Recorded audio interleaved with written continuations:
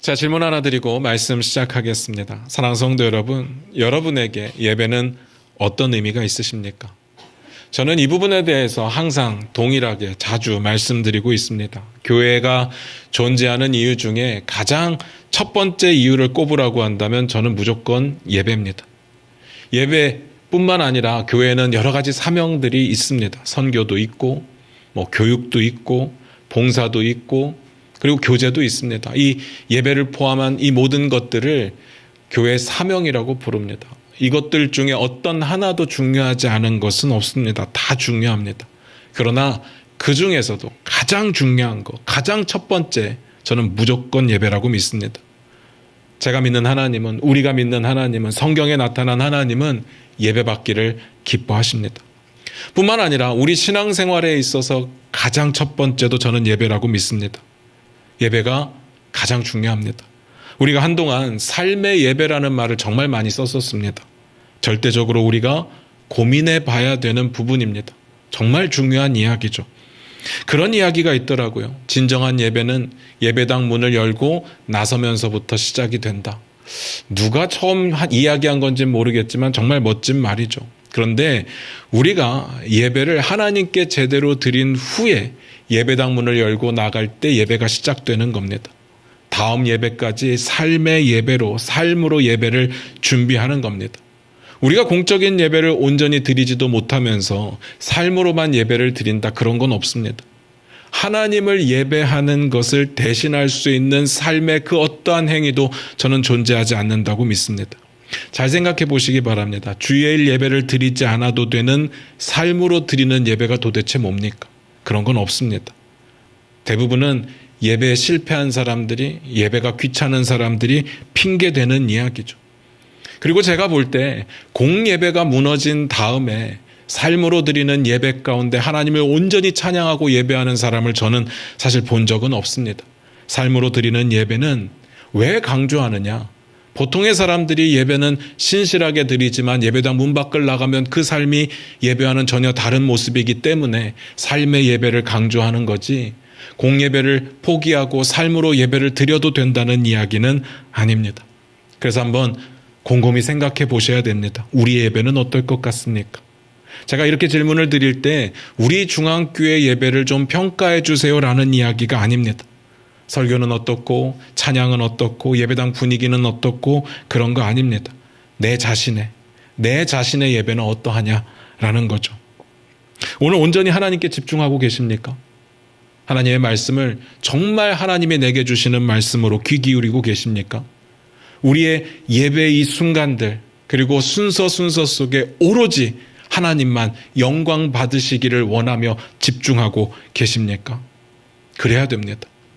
그런데 만약에 우리가 아니라면 왜 아닐까를 생각해 봐야죠. 오늘 본문 말씀 같이 보면서 그 이야기를 좀 나눠보도록 하겠습니다. 사무엘상 2장 12절입니다. 같이 읽겠습니다. 시작. 엘리의 아들들은 행실이 나빠 여호와를 알지 못하더라. 오늘 말씀이 이렇게 시작했습니다. 엘리의 아들들이 행실이 나빠. 엄청난 표현입니다. 그냥 읽으면 그냥 애들이 좀 못됐나 보다, 이 정도로 보이겠지만 사실 이 이야기는 엄청난 표현입니다. 이 말을 보통 어떻게 번역하는 게 맞는가 하면 불량배라는 단어로 번역하는 게 정답입니다. 정상적인 번역입니다. 행실이 나쁘다는 말은요, 약간 좀 순화된 표현처럼 들립니다. 그냥 좀 나쁘구나처럼 생각이 들죠. 그리고 여기서 불량배라는 말도 그냥 어디서나 볼 수 있는 시정잡배를 이야기하는 것은 아닙니다.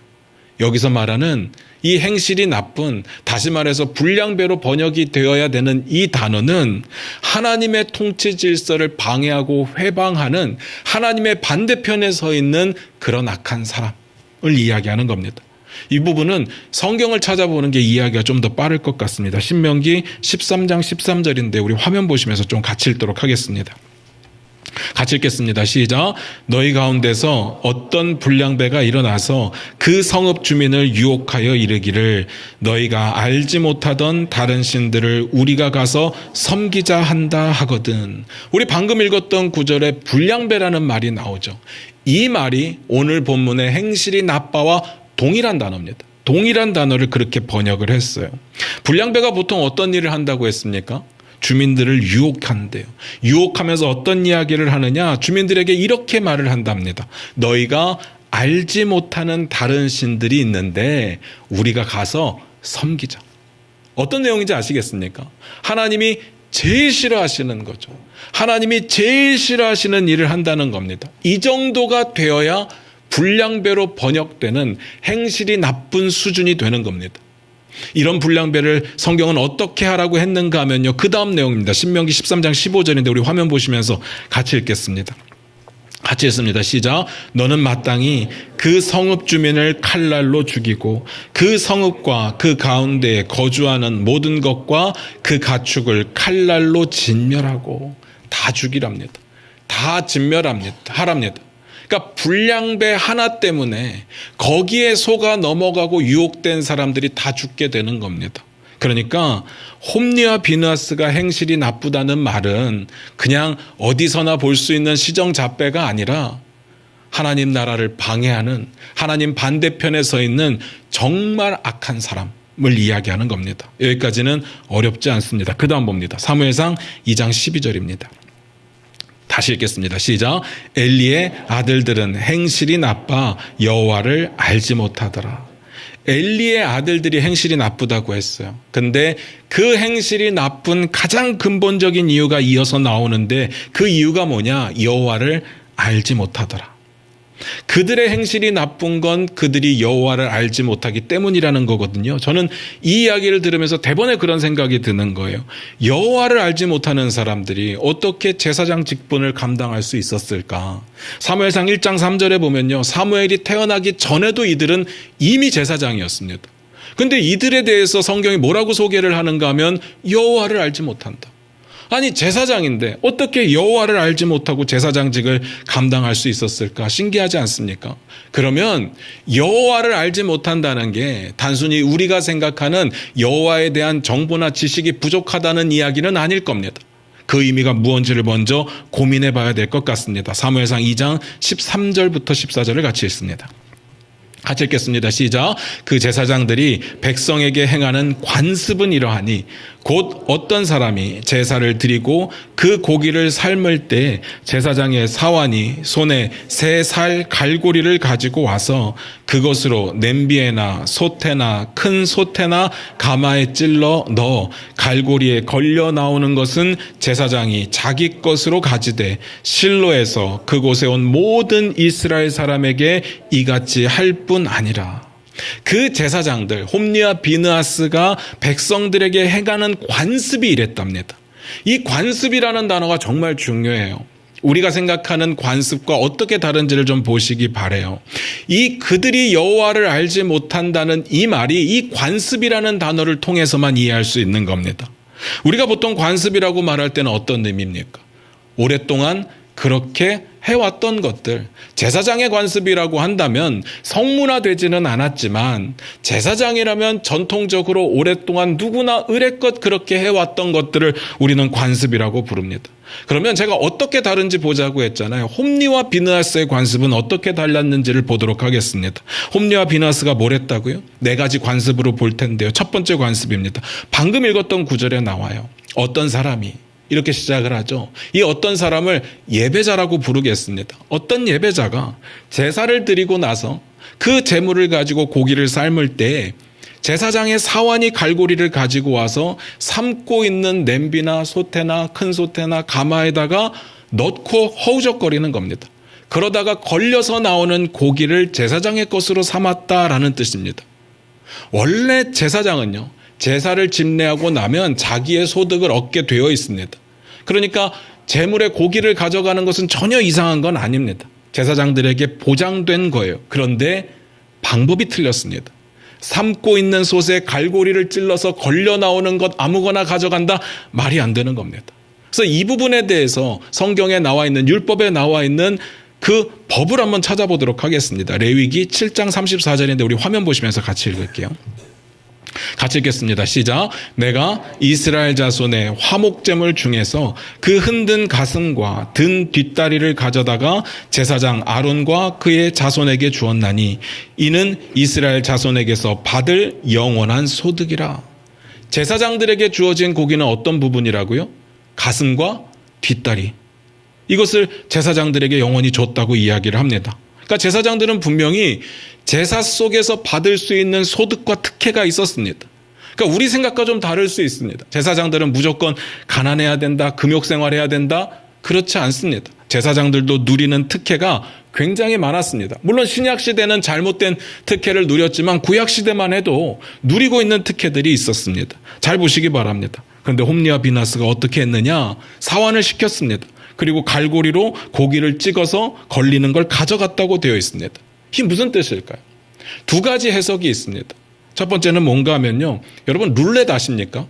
러시안 룰렛도 있고 카지노에 가면 이렇게 뱅글뱅글 돌아가는 룰렛처럼 그냥 랜덤하게 나오는 고기를 찍어서 가지고 갔다라고 이해할 수 있는 부분이 있고요. 또 다른 하나는 마음에 드는 고기만 사환이 갈고리로 찍어서 가져갔다는 해석도 가능합니다. 이 두 가지 해석이 다 가능한데 이 두 가지의 가능성의 공통점이 뭐냐? 그들에게 주어진 그 고기의 종류 뭐였습니까? 가슴과 뒷다리살 외에도 가져갔다는 뜻입니다. 이게 이제 첫 번째 그들의 관습이에요.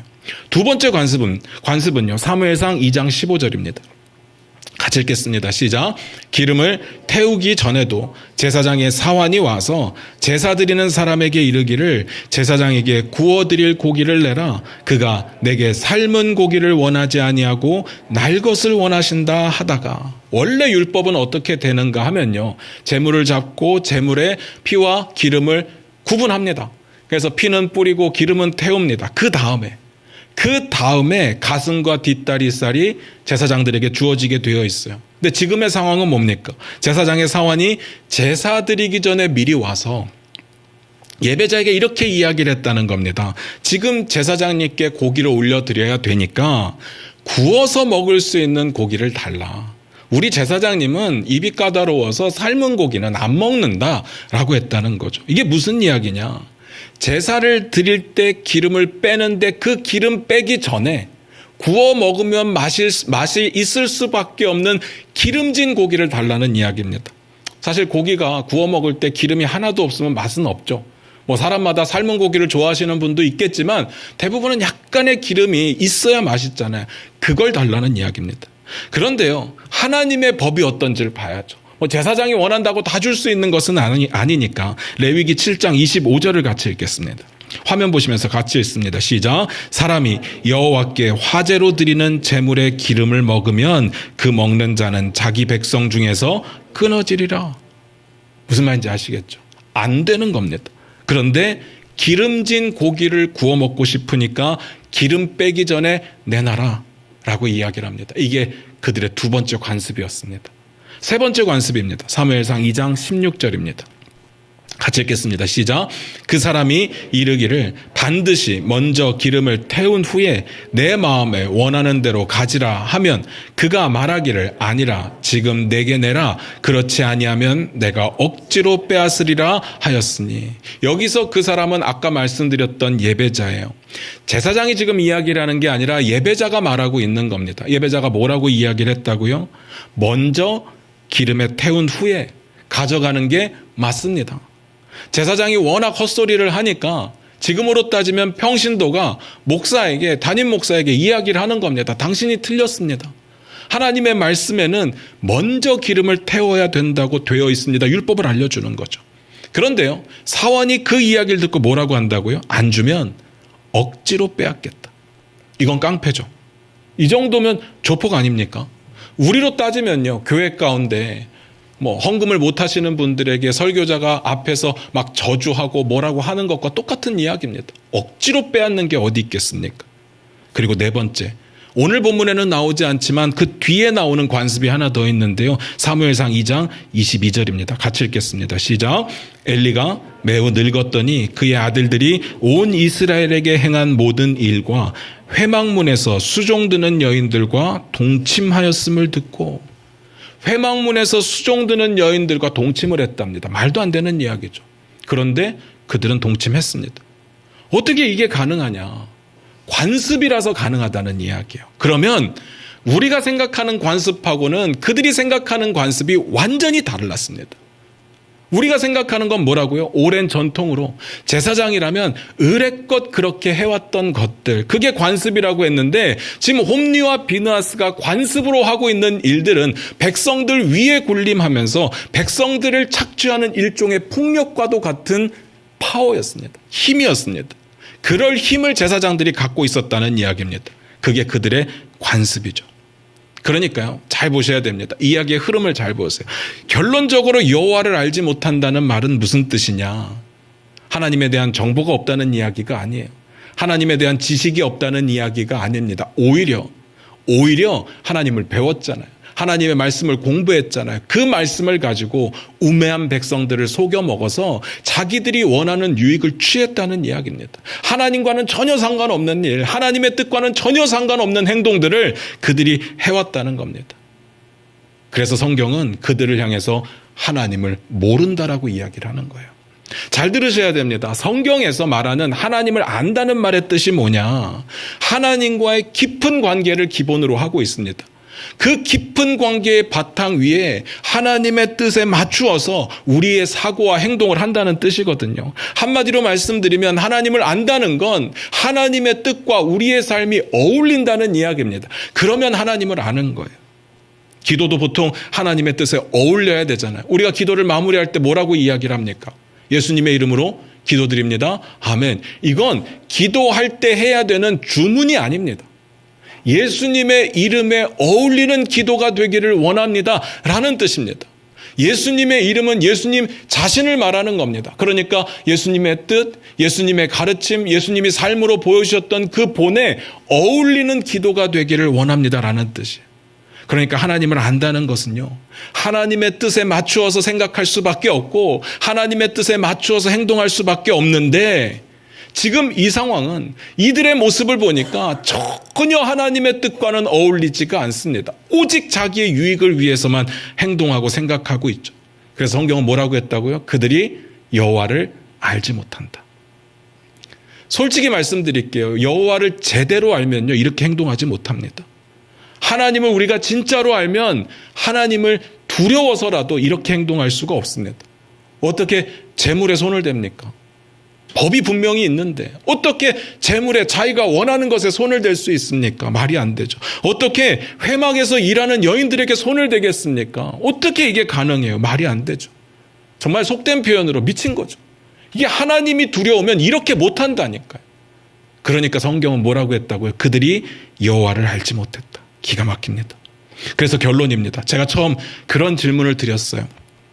여러분에게 예배는 어떤 의미가 있습니까? 저는 무조건 첫째라고 했습니다. 교회 존재 이유에서도 첫 번째고 제 삶의 신앙생활에 있어서도 첫 번째라고 말씀을 드렸어요. 오늘 본문이 이들의 이 악한 모습과 이런 행동들의 이 결론이 어떻게 연결되는지를 한번 보시기 바랍니다. 사무엘상 2장 17절입니다.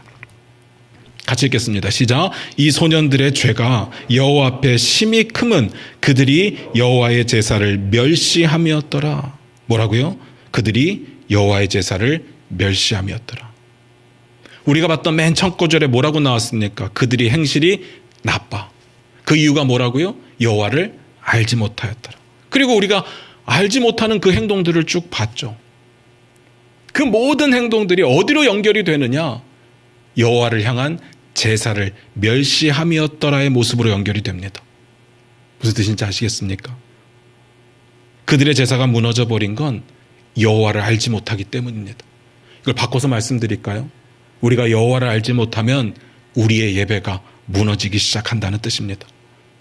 당연히 제사장들 이야기니까 이 이야기는 가장 첫 번째로 목사들에게 적용을 해봐야 될 겁니다. 목사가 제사장은 아니라고 제가 수차례 말씀을 드렸습니다. 그렇지만 적용의 부분이니까 목사들이 적용을 먼저 해야 되겠죠. 목사들이 그렇게 하면 안 됩니다. 일단 목사에게 그런 힘이 있으면 안 됩니다. 그런 권력을 가질 수가 없습니다. 교회 내에 무슨 권력이 있고 무슨 계급이 있고 무슨 계층이 있고 아무것도 없습니다. 어떻게 목사라고 교회 재정에 마음대로 할 수 있겠습니까? 어떻게 교회에 일하는 여인들을 건드릴 수 있겠습니까? 말이 안 되죠. 제가 늘 말씀드리는 게 있어요. 목사는요, 교회를 대표하는 리더로서 부르심을 받은 겁니다. 리더로서 맡은 일들이 있는데 그 맡은 일들을 풀타임으로 사례를 받으면서 할 수 있도록 임명하는 겁니다. 물론 당연히 소명이 있어야 되고 사명이 있어야 됩니다. 그 부분 중요하죠. 아무나는 될 수 없죠. 아무나 할 수 없으니까 교단에서 목사의 자격에 대해서 검증을 해주는 겁니다. 그렇게 하다 보니까 어쩔 수 없이 갖게 되는 결정권 같은 건 있습니다. 무언가를 결정할 때, 무언가를 설득할 때 매번 사무처리를 할 수는 없으니까 목회자가 목회에 관련된 부분들 아주 중요한 행정처리를 제외하고는 결정할 수 있는 결정권들을 갖죠. 그런데 그건 권력이 아닙니다. 그건 그냥 편의상 갖게 되는 거예요. 그걸 권력이라고 생각하고 성도들에게 마음껏 휘둘러서는 안 된다는 이야기입니다. 그리고 목사는요, 목자도 아닙니다. 제가 목사로서 책임을 회피하고자 말씀드리는 게 아니에요. 목자는요, 예수님 한 분이에요. 예수님 한 분이 선한 목자입니다. 목사는 양입니다. 양들 가운데 소명받고 사명받아서 풀타임으로 예수님 바라보라고, 목자를 바라보고 그 시선 놓치지 말라고 부르심을 받은 사람이 목사인 겁니다. 양들 앞에서 그 길을 먼저 가는 겁니다. 그러면 뒤에 따라오는 양들이 목사 뒤에 같이 가는 거고요. 목사는요, 굳이 따지자면 양들보다 딱 한 걸음 앞서 있어야 됩니다. 이건 특권이 아니라 의무입니다. 먼저 말씀을 읽고 말씀을 연구하고 말씀을 전달하는 역할을 하는 겁니다. 그 말씀에 기록된 대로 먼저 삶의 본을 보이도록 살아내는 역할을 하는 겁니다. 그래서 나와 함께하는 성도들이 이 부분에 대해서 같이 고민하고 같이 살아내려고 노력하게 만드는 그 일을 감당하는 게 목사의 일이죠. 목사가 잘못된 길을 가면요, 그 뒤를 따라가는 사람들은 다 잘못된 길을 갈 수밖에 없습니다. 이게 아닐 것 같은데 우리가 한번 생각해 보면 이게 너무나도 중요한 역할을 합니다. 우리가 가지고 있는 성경에 대한 오해, 그리고 교회 전통에 대한 착각, 무조건 그래야 된다라고 생각하고 있는 수많은 것들이 사실은요, 성경에 기록된 내용이 아니라 목사 개인의 의견인 경우들이 꽤 많이 있습니다. 꽤 많이 있어요. 그들도 그렇게 훈련을 받았기 때문이고 우리도 그렇게 훈련을 받았기 때문에 그냥 그렇지 않으면 어색할 뿐인 거지, 그건 성경의 이야기는 아닐 때가 많습니다. 이런 것들은 제가 적용해야 되는 부분이 맞아요. 그런데 여러분은 여러분의 적용을 해보셔야 됩니다. 여러분의 예배를 스스로 점검해 보시기 바랍니다. 내 예배는 어떨까요? 여러분의 예배는 어떻습니까? 오늘 온전히 하나님께 집중하셨습니까? 지금도 집중하고 계십니까? 모든 예배의 시간들 순서 속에 오직 하나님만 영광 받으시라고 우리의 마음을 하나님께 올려드리고 있습니까? 하나님의 말씀이라고 받아들이며 귀를 기울여서 하나님의 말씀을 듣고 계십니까? 혹시 예배를 통해서 내 이득을 취하려고 하지는 않습니까? 물론 우리 중에 금전적인 이득을 예배를 통해서 얻으려고 하는 사람은 단 한 사람도 없을 겁니다. 그런데 이 이득이라고 하는 부분엔 정말 조심해서 말씀드려야 되지만 우리의 은혜와 감동도 함께 포함이 됩니다. 예배 가운데 은혜를 갈망하는 건 전 좋다고 봅니다. 그건 당연히 있어야 되는 겁니다. 그런 은혜에 대한 간절함과 갈급함이 우리를 진실되게 예배 자리 앞에 나와서 무릎 꿇게 만드는 겁니다. 그런데 제가 말씀드리고 싶은 건 간단합니다. 하나님을 온전히 예배하면, 정말 간절하고 갈급하게 하나님을 예배하면 하나님께서는 그 은혜를 부어주실 겁니다. 그건 성경에 기록되어 있는 이야기예요. 내 은혜에 대한 갈급함은 하나님을 높이는 것으로 표현되게 되어 있어야 됩니다. 그럼 맞죠. 그러면 자연스럽게 은혜를 경험하게 됩니다. 솔로몬이 성전 봉헌식을 했던 내용 기억나십니까? 최근에 큐티했던 내용입니다. 한번 찾아봅니다. 열왕기상 8장 66절입니다. 우리 화면 보시면서 같이 읽겠습니다. 열왕기상 8장 66절입니다.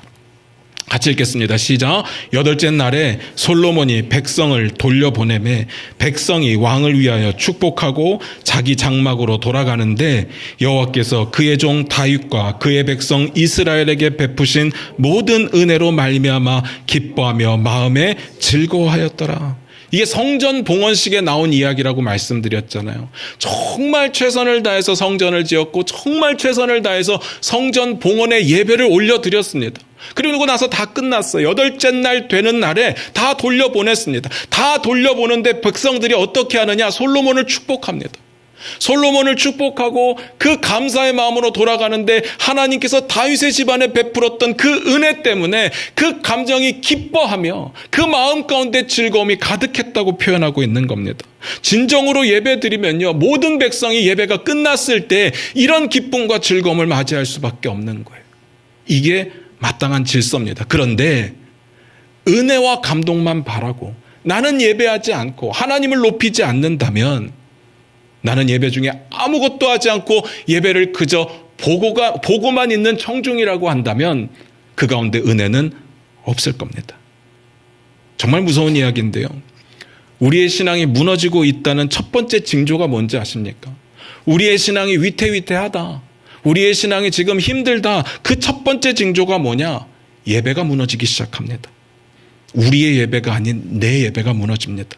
예배에 점점 늦게 되고, 예배 시간에 졸게 되고, 예배 시간에 다른 생각하게 되고, 예배가 지루하고 재미없다고 느껴집니다.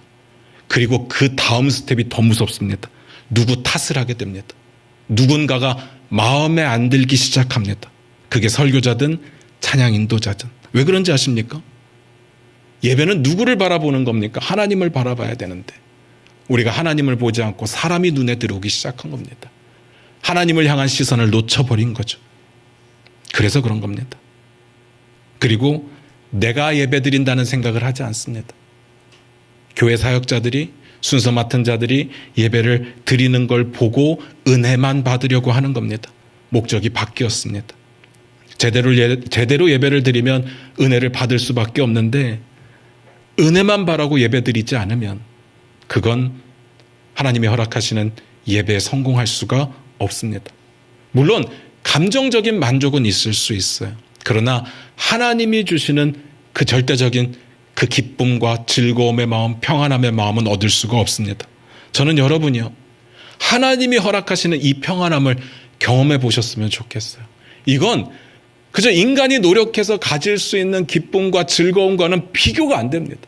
정말 하나님이 허락하시는 이 평안함은 내 모든 마음속에 이 소용돌이 치는 모든 문제들을 다 잠잠하게 하고, 정말 다윗이 고백했던 것처럼 쉴만한 물가와 같은 그 평안함을 누리게 되는 겁니다. 인간이 인위적으로 만들 수 있는 감동, 목회자, 설교자들의 정말 그가 가진 달란트로 만들 수 있는 위트로 만들어내는 감동과는 질적으로 다르다는 이야기예요. 하나님이 주시는 평안함을 경험해 보셨으면 좋겠습니다. 우리가 예배에 성공하려면 어떻게 해야 되느냐? 저는 한 사람 한 사람이요, 이 예배 가운데 다 동일한 그 기쁨과 평안함으로, 하나님을 갈망하는 그 마음으로 이 자리에 모여서 그 마음을 함께 모아서 하나님께 올려드릴 때 그 예배가 최고의 예배가 될 거라고 저는 믿습니다. 뭔가 음향적으로 좀 부족해도, 좀 순서적으로 미흡해도, 설교자가 좀 틀려도, 찬양 인도자가 좀 틀려도, 대표 기도자가 앞에서 말을 제대로 못해도 다 상관없습니다. 우리의 마음이 하나님을 진정으로 사랑하는 마음으로, 갈급한 심령으로 하나님만 바라보고 있을 때 그 예배는 하나님이 받으시는 기쁨의 예배가 될 거라고 저는 믿습니다. 그래서 내가 진정으로 예배를 올려드리기 위해서 최선의 노력이 필요합니다. 지금부터 그 이야기를 몇 가지 말씀드리고 마무리 짓겠습니다. 가장 첫 번째는 회개함으로 예배를 준비하셔야 됩니다. 구약시대 제물은요, 흠이 있으면 안 됩니다. 성경에 그렇게 기록되어 있어요. 흠이 있으면 안 되고, 점이 있어도 안 되고, 상처나도 안 되고, 절어도 안 됩니다. 완벽할 수는 없지만 하나님 보시기에 만들어 놓은 규정에 통과해서 괜찮은 제물만 하나님께 올려드릴 수 있습니다. 그러면요, 우리는 이제 구약시대를 안 살잖아요. 예수님께서 십자가에 달려 죽으시면서 성소와 지성소를 가르던 휘장이 찢어지면서 더 이상 제물을 죽여서 하나님께 예배드리는 그 제사는 없어졌습니다. 그럼 우리는 어떻게 하나님을 섬기고 하나님께 예배하고 하나님께 드릴 수 있습니까? 뭘로 드립니까? 돈이요? 성경에 뭐라고 기록되어 있죠? 너희가 거룩한 산 제물이다. 우리가 산 제물이 되는 겁니다. 우리가 제물이 되어서 하나님께 영광 돌리는 거예요. 우리가 거룩한 산 제물이 되려면 우리도 흠이 있으면 안 됩니다. 거룩하다라는 말은요, 흠이 없다는 이야기예요. 무엇으로 구별되었다는 이야기입니다. 죄로부터 구별되고 세상으로부터 구별되어서 하나님 보시기에 받을 만한 그릇, 받을 만한 예배자가 되었다는 이야기예요. 그렇게 제물을 드려야 됩니다. 그런데요, 사람이 살면서 어떻게 죄를 안 짓습니까? 여기 오면서도 기분 나빴던 적 있지 않습니까? 누군가를 미워하고 또 불편했던 마음들이 있지 않습니까? 그래서 우리에게 허락된 게 뭡니까? 회개입니다. 회개가 절대적으로 필요합니다. 우리가 우리의 마음을 담아서 회개를 할 때 하나님께서는 미쁘시고 의로우시기 때문에 우리 죄를 깨끗게 하시며 사하실 거라고 성경에 기록되어 있죠. 예수님께서 말씀하시잖아요. 마태복음 5장 23절 24절입니다. 우리 화면 보시면서 같이 읽겠습니다. 시작. 그러므로 예물을 제단에 드리려다가 거기서 내 형제에게 원망 들을 만한 일이 있는 것이 생각나거든 예물을 제단 앞에 두고 먼저 가서 형제와 화목하고 그 후에 와서 예물을 드리라. 예배자의 삶의 모습이 준비된 삶의 모습, 죄의 문제를 해결한 삶의 모습으로 예배를 드리라는 이야기입니다. 앞에서 삶의 예배라는 이야기를 드렸잖아요. 삶의 예배는 이런 겁니다. 주일에 드리는 거룩한 예배를 미리 준비하는 거. 우리의 삶 속에 우리의 문제를 해결하고 주님 앞에 나오는 거. 우리가 거룩한 삶의 제사가 되기 위해서 거룩하게 살아내야 되고 우리가 삶 가운데 실패한 부분에 대해서 회개함으로 정결하게 우리의 삶을 만들어가는 거. 그 삶이 예배를 준비하는 삶이고 그 삶이 예배로 연결이 되는 겁니다. 예배는요, 정결함이 필요합니다. 그래서 회개가 절대적으로 필요합니다. 두 번째, 기도로 준비하셔야 됩니다. 예배를 사모하는 심령으로 하나님만 영광 받으실 수 있도록 우리의 마음이 흐트러지지 않도록 예배를 방해하는 어떤 요소들도 내 예배 가운데 허락되지 않도록 기도하셔야 됩니다. 저는요, 개인적으로 예배를 가장 많이 방해하는 요소 중에 하나는 피곤함이라고 생각합니다. 여러분의 삶이 너무 바쁘고 일에 치이다 보니까 예배 자리에 나오면 피곤합니다. 피곤하고 힘든 거 저는 100번, 1000번 이해가 됩니다. 그러니까 설교를 듣다가 잠이 오는 거겠죠. 피곤하니까. 마음은 원인데 육신이 안 되니까요. 저도 이해가 다 되는 부분이요. 제가 잠을 잘 못 자는데 잠이 안 올 때 제가 어떻게 하는지 아십니까? 제 설교를 틀어놓습니다. 그러면 거의 5분 내에 잠듭니다. 이해가 가요. 얼마나 피곤한데 제 설교 들으면서 잠이 올 수밖에 없죠. 이해는 돼요. 이해는 되는데 그건 제가 이해하는 부분이고요. 무슨 말인지 아시겠습니까? 제가 예배를 받는 게 아니잖아요. 예배는 하나님께서 받으시는 거잖아요. 제가 이해하고 못 이해하고는 아무 문제가 없어요. 여러분이 하나님과의 관계 가운데 해결해야 될 부분이라는 이야기입니다. 그래서 주일 예배를 위해서 일주일 동안 여러분의 컨디션과 체력을 조절하셔야 됩니다. 그래야 안 졸죠. 그래야 하나님을 향한 내 시선을 그 피곤 때문에 빼앗기지 않습니다. 무슨 말인지 아시겠습니까? 그 외에 우리의 시선을 빼앗는 요소가 또 하나 있는데 이건 정말 중요한 겁니다. 누가복음 21장 34절을 같이 봅니다.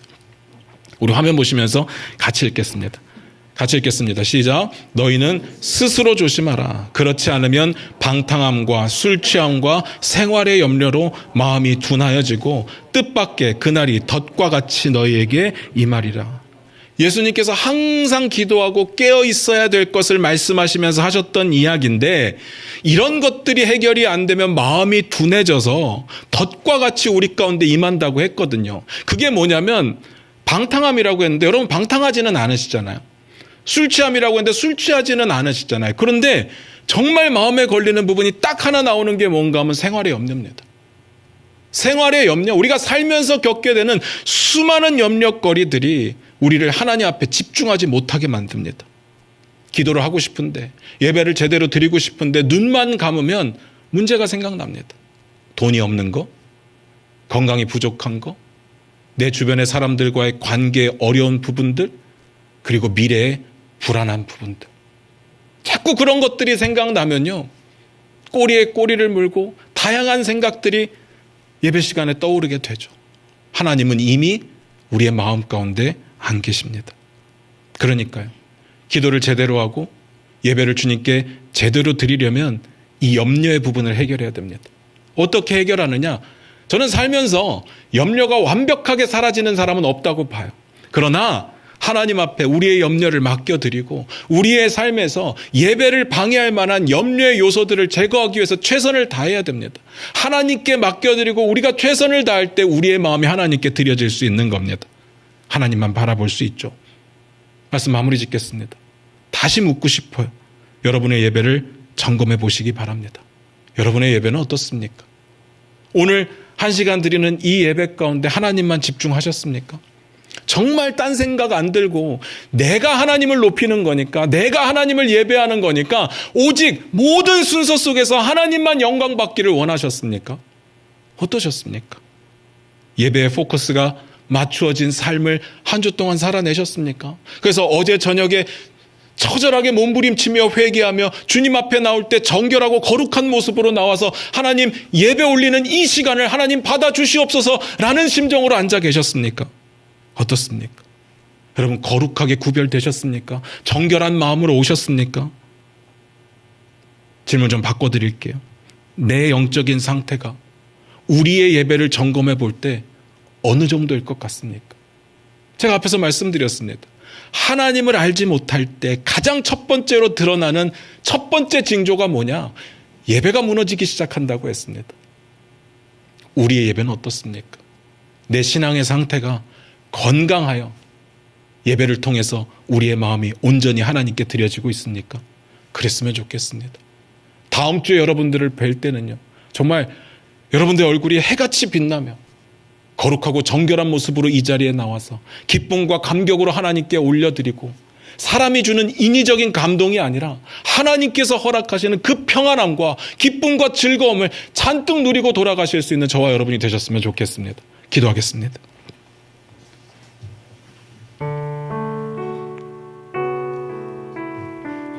우리 반주 들으시면서 잠깐 한번 기도하기를 원합니다. 다시 한번 고민해 봤으면 좋겠습니다. 우리의 예배는 어떻습니까? 혹시 우리 중에 마음속에 팔짱을 끼고 예배의 순서들을 판단하고 평가하신 분은 없었습니까? 하나님을 집중하는 것이 아니라 사람들에게 집중하며 불편했던 적은 없었습니까? 예배당에 오기 직전까지 너무 바빠서 정신없이 지내다가 시간이 되어서 헐레벌떡 오시지는 않았습니까? 우리의 삶의 죄의 문제를 전혀 해결하지 못한 채 습관적으로 반복적으로 짓는 그런 죄들을 품고 이 자리에 나오지는 않으셨습니까? 어떻습니까? 예배가 기다려지셨습니까? 하나님을 예배하는 그 마음이 가득해서 이 자리를 향한 발걸음이 앞당겨지셨습니까? 곰곰이 한번 고민해 보시기 바랍니다. 예배를 준비하고 예배에 맞춰서 삶을 살아내면 정말 그것만으로도 우리의 신앙은 굉장한 성장을 이룰 줄로 믿습니다. 이 시간 우리가 다 같이 기도했으면 좋겠습니다. 하나님, 우리의 삶이 하나님을 예배하는 예배에 맞춰지게 하여 주시옵소서. 하나님을 찬양하며 예배하며 영광 돌리며 모든 순서 속에 하나님만 높임 받기를 원합니다. 우리 다 같이 그렇게 기도하며 나아갑니다. 기도하겠습니다.